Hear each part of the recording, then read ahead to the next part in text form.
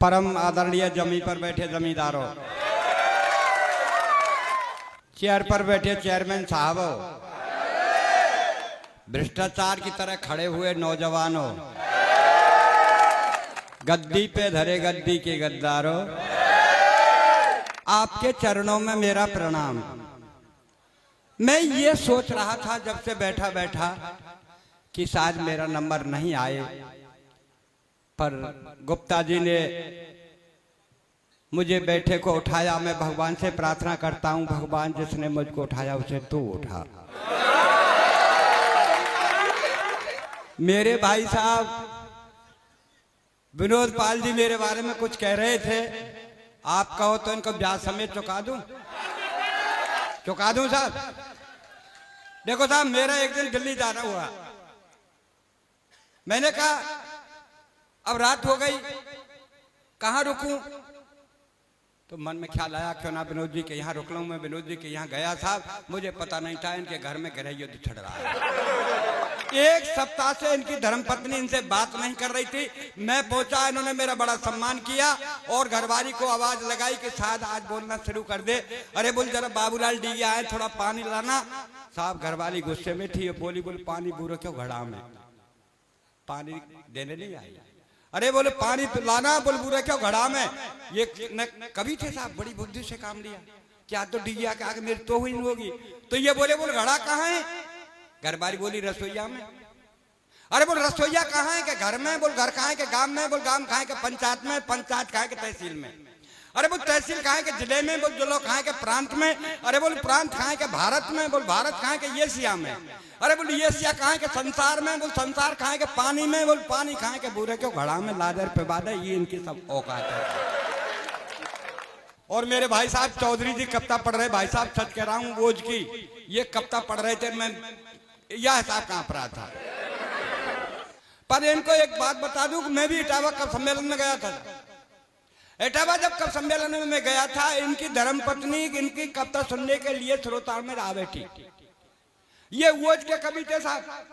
तो ये वोज के कवि तो वोज की बात करते हैं। इन्होंने वहां कविता पढ़ना शुरू किया कि हम धरा बदल देंगे, हम गगन बदल देंगे। श्रोतान में तो घरवाली ठाड़ी है कि बोली वो रिंदत चड्डी बनियान बदले तो 15 दिन है तू का धरा का गगन में बदले। इसलिए भाई साहब हम भी वोज नहीं लिखते। तो हमारी धर्मपत्नी ने हमसे कहा बोले ऐसा कर, तेरी उम्र 60 साल की हो गई, ये हाथ से लिखना बंद कर दे। तो मैंने क्या लिखूं? बोले वोज लिख। मेरी मोई में वोज ना है तो वोज का लिखूं? अरे बोल श्रृंगार लिख। मैंने श्रृंगार में नहीं लिख सका, भगवान ने रंग रूपी नहीं दिया। तो बोल गीत लिख। मैंने मैं कोई गीत बीत नहीं लिखूंगा, मेरे देश में साहब ऐसे ऐसे गीत चले जो देश का बंटा डार कर दिया। भाई साहब मैं जब छोटा था एक गीत गाता, काना बरसाने में आ जाइयो बोला गई राधा प्यारी। काना बरसाने में आ जाइयो बोला गई राधा प्यारी। और आज मेरे नाती से मैं कहूं बेटा गीत गा, तो पता नाती क्या गाता है? सर काले खटिया जाड़ो लगे। क्या गीत चले था? मैं दिल्ली से गई पूना, पूना से गई पटना, वहां नहीं मिले सजना। यहाँ नौजीन में आ जाती, कितने सदना चाहिए यहाँ से ले जाती। ये गीत ऐसे चले बोल तू जहाँ कहीं रहेगी मैं सूंघते सूंघते आ जाऊंगा। मैंने कुत्ता है का जो तू सूंघते सूंघते आ जाएगा। इसलिए भाई साहब मैं कोई गीत बीत नहीं लगता। मैं मात्र 8वीं पास कवि हूँ, गाँव का कवि हूँ, गाँव से निकला हूँ। ये जब है विद्वान कवि है, पढ़े लिखे। अब पढ़ लिख के न कोई तीर तो मारना लियो कर कब रहे भाई, मैं 8वीं पास कर रहा हूँ। और एक बात और बताऊं साहब कि मैंने कोई कविता दिल से नहीं लिखी है। आपको दिमाग लगाने की कोई जरूरत नहीं है। मैं जो देखता हूं वो लिखता हूं। सुबह घर से चला, मेरी धर्मपत्नी ने कहा कहां जा रहा हूं? मैंने उत्तर प्रदेश जा रहा हूं। बोल ठीक है चले जाना, थोड़ा सा डिनर कर जाना। अरे मैंने पगली डिनर तो शाम के भोजन को कहते हैं। घरवाली बोली शाम कोई दरिया तो है ही, और खास के तेरे लिए रखा है। मैंने कहा क्यों? बोल रहा था हम कुत्ता मुंह देखो मुझे फेंकना पड़ता, इसलिए आप डिनर ही कर। भाई साहब हुए बस अड्डे पाया, कंडक्टर बुरी तरह चल रहा। बाबा कहाँ जाएगा, बाबा कहाँ जाएगा? मैंने गुस्से में कह दिया स्वर्ग जाऊंगा, ले चलेगा क्या? कंडक्टर बोलियो बाबा क्यों? मैंने वो ड्राइवर बोला बोल बाबा आ मेरे पहिया के नीचे तो आज स्वर्ग पहुंचा दूं। मैंने कहा ड्राइवर तेरे 64 दांतों को तोड़ दूंगा। कंडक्टर बोला बुड्ढे कहाँ इसके 64 दांत? क्यों झूठ बोलता है? मैंने पता है बीच में तू भी तो बोलेगा। तो 32 तेरे और 32 से आ गया। भाई साहब मुझे पता नहीं उस बात में विनोद पाल जी बैठे थे। मैं जैसे ही बस में बैठा, मैंने कहा विनोद पाल जी पैर से विकलांग हूँ, मुझे यह बैठ जाने दो बगल में। बोल पीछे जा। भाई साहब पीछे गया, उसने कहा आगे जा। भाई साहब आगे जा, पीछे जा। 15 मिनट हो गए मुझे बैठने को, किसी ने जगह नहीं दी। ड्राइवर बहुत अच्छा था, कब से मेरे को देख रहा। बोला बोल बाबा क्यों होते हो परेशान, आओ मेरा बोनट खाली है, बोनट पर बैठ जाओ। भाई साहब मैं ड्राइवर के पास बोनट पर बैठ गया। बस चली, 3 किलोमीटर पर रुकी। कारोई पेंट, कारी बुरसट, कारी चश्मा, देखने में सचमुच ऐसी लग रही करिश्मा। भाई साहब बस में चढ़ी, 1 मिनट खड़ी हुई। विनोद पाल जी बोले मैडम कब तक खड़ी रहोगी, लो मैं हटता हूँ, आप बैठ जाओ। लेकिन भाई साहब वो किसी के पास नहीं बैठी और धीरे धीरे आके मेरे पास बोनट पर बैठे।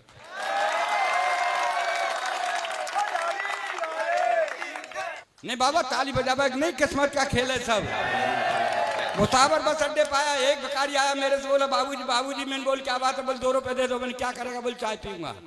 अरे मैं कम वक्त चाय 2 रुपए की आती है, चाय तो 5 रुपए की आती है। अगर मांगता तो मेरे से 5 रुपए मांगता। भाई साहब भिखारी का जवाब देखिए। भिखारी हाथ जोड़ के मेरे से बोला बाबूजी जाकी जैसी हैसियत होए हम बाप है, ऐसे ही पैसा मांगे।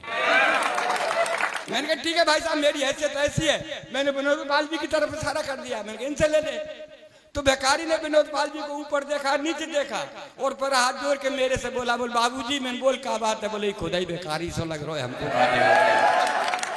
और भाई साहब जब मैं भरतपुर बस अड्डे पाया तो और भी गजब हो गया। एक भिखारी आया मेरे से, बोला बाबूजी बाबूजी। मैंने बोल क्या बात है, बोल 10 रुपए दे दो। क्या करेगा, बोल चाय पीऊंगा। अरे मैं कम वक्त चाय 10 रुपए की आती है, चाहे तो 5 रुपए की आती है, मांगता तो मेरे से 5 रुपए मांगता। भाई साहब भिखारी का जवाब देखिए। भिखारी हाथ जोड़ के मेरे से बोला बाबूजी 5 रुपए की मैं पीऊंगा, 5 रुपए की मेरी प्रेम का तो पिएगी।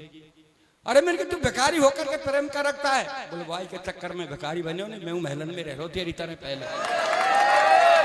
और भाई साहब जब मैं ठीक आपके यहाँ आया तो मुझे किसी ने नजर उठा करके नहीं देखा, पर एक डॉक्टर साहब ने जरूर देखा। और बोले भाई साहब कहाँ के हो। मैंने कि राजस्थान के। कहाँ जा रहे हो। मैंने कि कब सम्मेलन में कविता पढ़ने। बोले कभी है। मैंने कि जी हाँ। बोला आप क्या कभी हैं, आप तो बीमार हैं। अरे मैं डॉक्टर साहब मैं बीमार नहीं हूँ। बोले मैं डॉक्टर हूँ, मेरा विश्वास करो, आप खून चेक करा लो।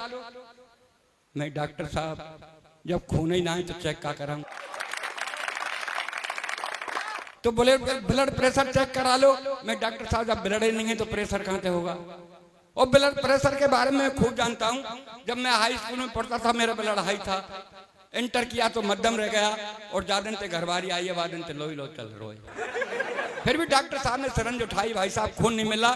मैंने सिरंज को तोड़ दिया और मैंने कहा डॉक्टर साहब आपके बजाय तो हिंदुस्तान के मच्छर अच्छे हैं, जहां मुझे काटते हैं तुरंत खून निकाल लेते हैं। भाई साहब माफ करना है, यहाँ कोई डॉक्टर हो, मैं तो अपने राजस्थान के डॉक्टर की कविता पढ़ रहा हूँ कि मरीज का दाहिना पैर कटना था और डॉक्टर साहब ने बायां पैर काट दिया।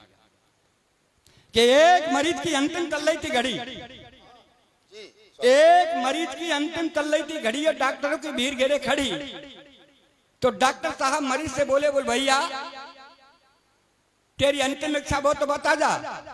मरीज बोला डॉक्टर साहब मेरी अंतिम यही इच्छा है कि मेरी जगह तू मर जा। मरीज बोला वो डॉक्टर साहब मेरी अंतिम यही इच्छा कि मेरी जगह तू मर जा। तो डॉक्टर साहब हो गए नाराज। मरीज बोला हजूर आप क्यों होते नाराज, मेरी विनती पे दीजिए ध्यान, आप तो इस कलयुग के साक्षात भगवान। डॉक्टर बोला कैसे।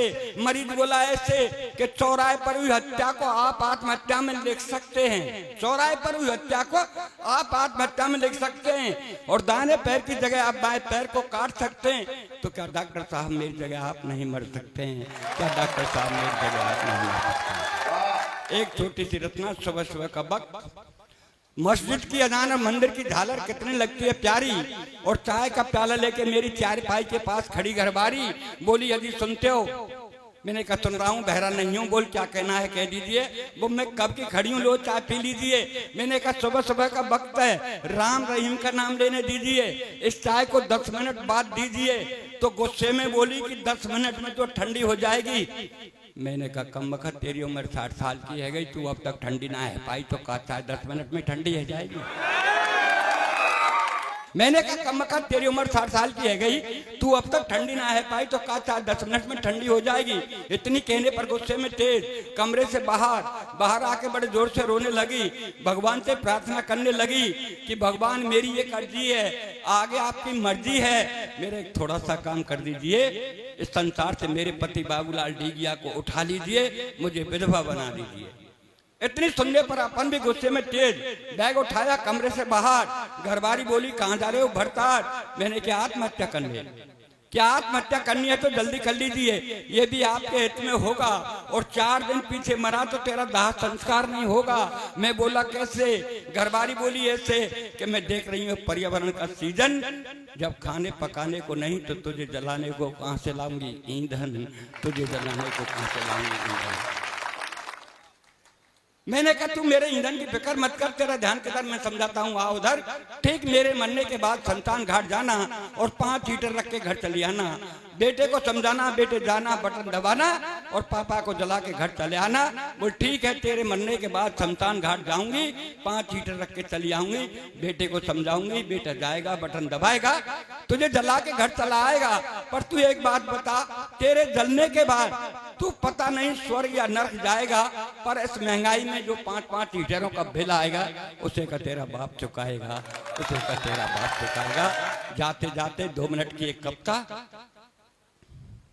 कि मेरा 6 वर्षीय बच्चा दौड़ता हुआ मेरे पास आया और बोला पापा पापा गजब हो रहा है, अपनी कॉलोनी में जलने वाला रावण अब की बार नहीं जल रहा है। मैंने कहा नहीं बेटे, रावण जलेगा, ऐलान हो चुका है, पर वो ऐसे वैसे नहीं, राम के बाण से जलेगा।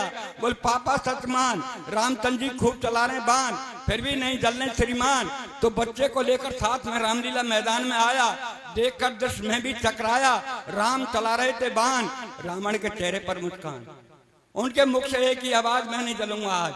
तब एक सज्जन भीड़ में से दौड़ता हुआ रावण को पुकारता हुआ बोले रावण तू नहीं जलेगा तो क्या तेरा बाप जलेगा?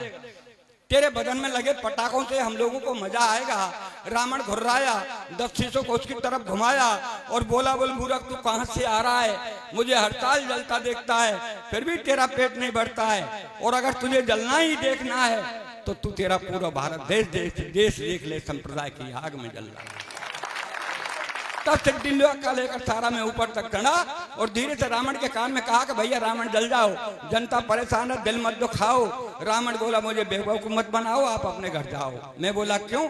रावण बोला यूं, अध्यापक परीक्षार्थी परीक्षाओं के समय में, रोडवेज वाले शादियों के दिनों में, सूरज हमेशा सर्दियों में, बिजली वाले गर्मियों में, ये वक्त आने पर नहीं मानते, ये एक साल में 4-4 बार करते हैं, इसलिए दशहरे का दिन है आज हम भी हड़ताल करते हैं। मैंने कहा भैया तेरा मांग पत्र हो तो मुझे बताओ, रामचंद्र जी से आपका समझौता कराते हैं। बोला आप मानव हैं, मानवता आपकी जात है, मुझे राम से नहीं राम के भक्तों से शिकायत है, जो बिना कारण मुझे हर साल जलाते हैं।